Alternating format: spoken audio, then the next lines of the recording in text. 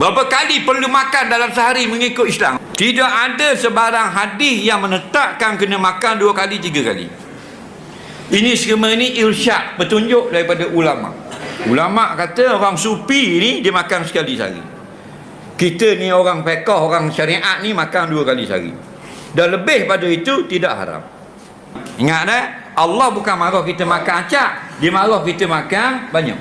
Man akala faqad syiba faqad akala al-haram. Orang yang dah kenyang dah, sumbat lagi, maka berdosa di sisi Allah. Maksudnya Allah tak suka.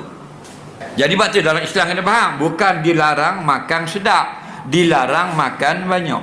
Bila penuh perut kita jadi letih, bila penuh perut kita jadi malas, bila penuh perut darah kita jalan laju, maka syaitan akan berjalan. Inna syaitan yajri majrad dami fi jasad ibni Adam. Syaitan itu berjalan ikut laluan darah dalam tubuh anak Adam.